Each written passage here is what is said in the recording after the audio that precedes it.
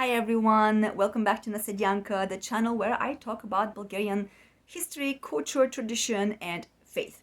So this is episode 19, part 3. And this is a continuation of an article and some other research pieces, resources like a video that I share, which I translated recently and I wanted to share with you guys in the English language. So none of this is my making. I am just the mediator. I only translate and I share the information.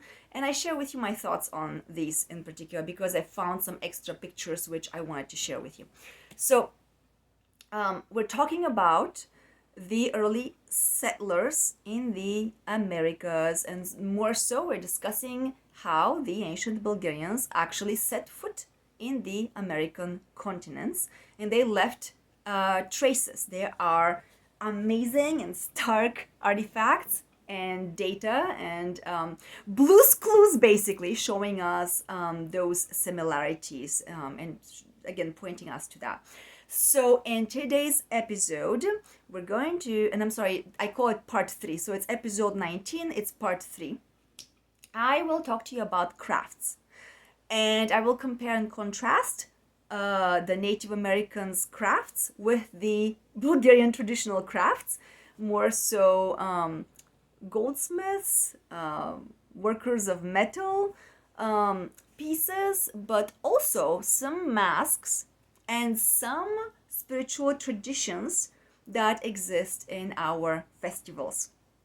So, let's begin. The author of this article, please check the comment section, that's the resource that I'm using here, mentioned that the ancient Bulgarians also referred to themselves as the Olmecs. We mentioned the Olmeca people, or the Olmec people, in part 2 last time. And as we learned there, if you guys have seen this, if you haven't seen it, please feel free to look at it. It's episode 19, part 2. But as we learned there, the Olmecs is pretty much a combination of two Bulgarian words of oil and soft. And it pertained most likely to the fact that Bulgarians used to build their cities or their states or just their settlements around rivers with oily and soft land, soil. So they were not only skilled stone masons, but they were also skilled goldsmiths. And so we have plenty of evidence of this in Bulgaria in our own museums, by the way, but I'm just going to share with you some pictures that, again, this article has shared here. So let's pause and look at one.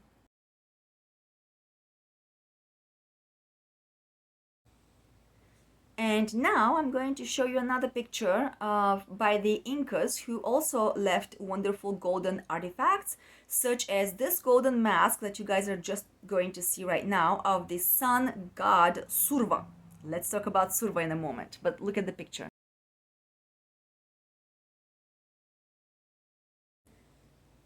All right, well, guess what? The Bulgarians know Surva to this date. We not only know about Surva, we are celebrating, we are using a rhyming kind of poetry kind of a song every year on the new year.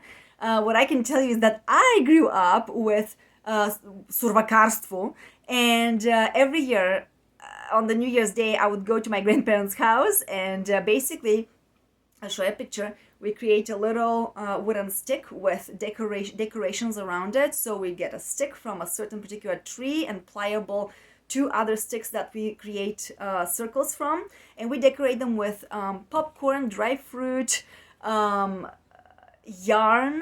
and wool in different colors, typically white, but maybe red as well, because red is very popular in Bulgaria, traditional.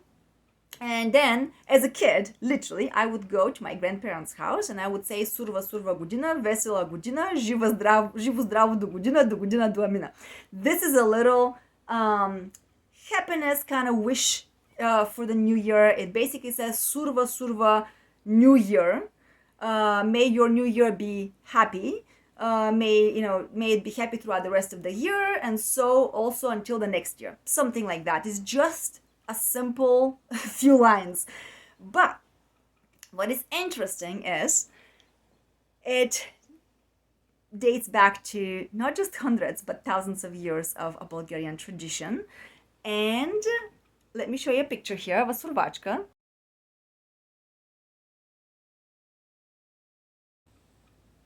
Okay, so you guys just saw the survachka. This is the wooden decorative piece that we would usually like shake our grandparents' backs with, and then they would give us money or bonbons or something like that. But basically, that's it. This is our surva. It has preserved for millennia. And it so turns out that the Incas also had a deity named Surva. Now, do I believe that this is a god? No. And Bulgaria, being Orthodox, does not invest into superstitions. But the historical facts are mind blowing that a word, a name so important in our celebration of a new season, of a new year, has been preserved by a native population in a continent as far as the Americas go. So, is Surva Orthodox? Of course, it is not. It does predate from prehistorical times. So, I also again invite you to be careful about interpreting that there were polytheistic religions amongst the Bulgarians. There is nothing that proves that. Some people say that there were different deities Bulgarians believed in, but some people have actually found data that the Bulgarians were called gods because of their advanced knowledge and skills, and they were called gods by other people and nations around them. So this invites a curious mind and an explorative mindset. So let me show you another picture. This is of Bulgarian guys who on New Year typically will dress up like survakari, and that's what they look like.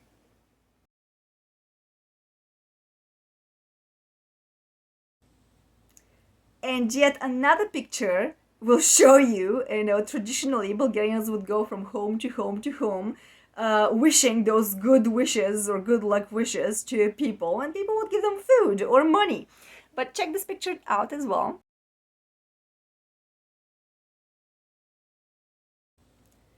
And just because I'm so excited to share with you guys, I'll just share one more. But notice they wear scary masks. They wear popcorn or flowers, as high as possible above them, sticks and huge bells, chimes. So look at that.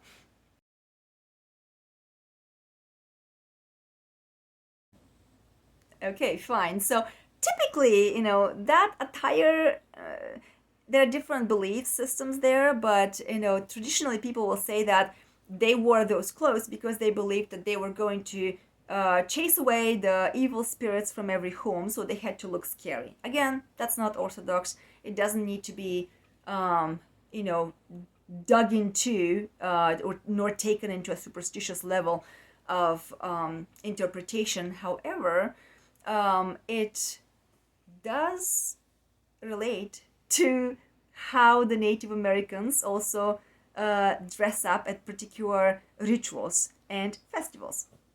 So now I'm going to introduce you to the Bulgarian gold and show you some pictures. So let's look at the Bulgarian ancient Thracian treasures that were discovered on our Bulgarian lands.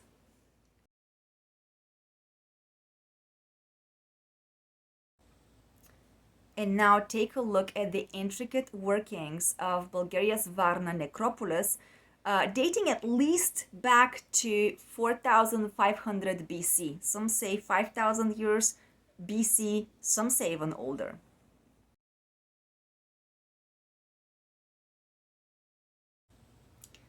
Someday in the future, I'll show you also the Bulgarians' Panagurishte gold treasure more in depth in a video, because there's some very mystical, ancient details related to the plate. I may be wrong in naming it a plate, but that circular thing that you'll see on this picture that has heads on it. But again, just take a look at what Bulgarians used to manufacture by hand. I'm assuming by hand, right? But they were the creators of this.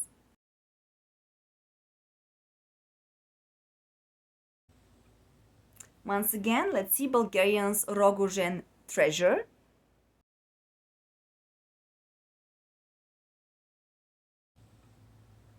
Or now take a look at the treasure in Bulgaria from Volchitran.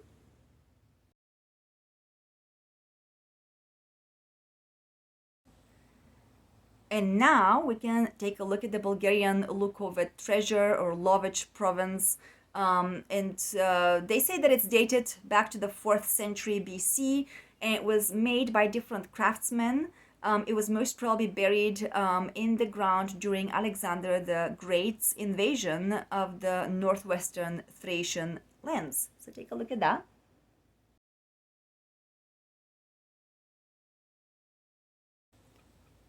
And now there is a picture of the Bulgarians' Borovo treasure.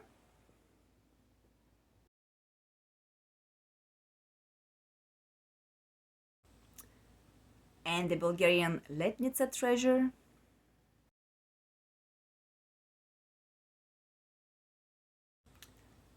And the Bulgarian treasure from Zboryanovo.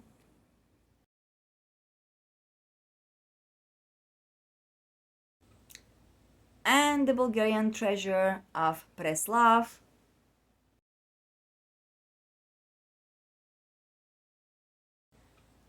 And the popular Bulgarian Teres golden mask. You guys can read some of the information. I'll let you look at it for a little longer.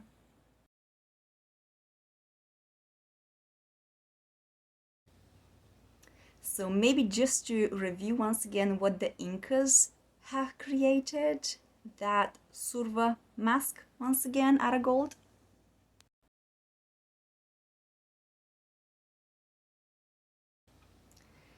Coming back to the article that I'm sharing with you guys, in addition to gold, the ancient inhabitants of America skillfully also processed precious and semi-precious stones and minerals, and especially jade. So here is one example.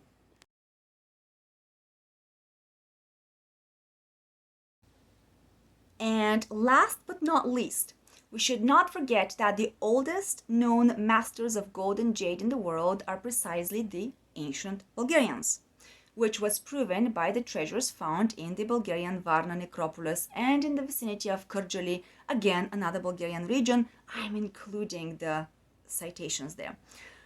The infamous Olmec basalt sculpture of Borets or Boretsa also shows an inextricable connection with the ancient Bulgarian customs such as folk wrestling.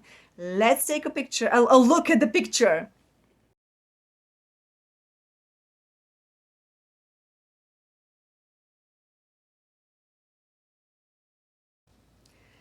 Okay, so here I just went ahead and added another picture of Dan Kolov and Nikola Petrov. Why did I add those two guys? Well, because Dan Kolov and Nikola Petrov are the Bulgarian famous wrestlers. They're the strongest men in the world. And they are from more recent times so that we have pictures of them, right? But can you imagine? So the Olmeca people created a sculpture they called Borets, Boretsa. Well, Borets literally is the Bulgarian word for a wrestler. And Boretsa is the wrestler. It's conjugated. So, interesting as this is, we shall wrap it up here today. Once again, this is a lot of information to ponder. Let me know what you're thinking. Let me know if you have other pictures and images of similarities. But I invite you to research it, even if you do a simple Google search or something like that, and check out, Bulgarian clothes, folk clothes, nusi, or you check out Peruvian or Andean clothes, and the information just kind of starts bubbling up. So, okay, so we're going to wrap up here today. Thank you for your time. In part 4, next time, we're actually going to talk about the pre-Columbian medical practices, again, as they coincide, America and Bulgaria. Thank you so much. Bye-bye.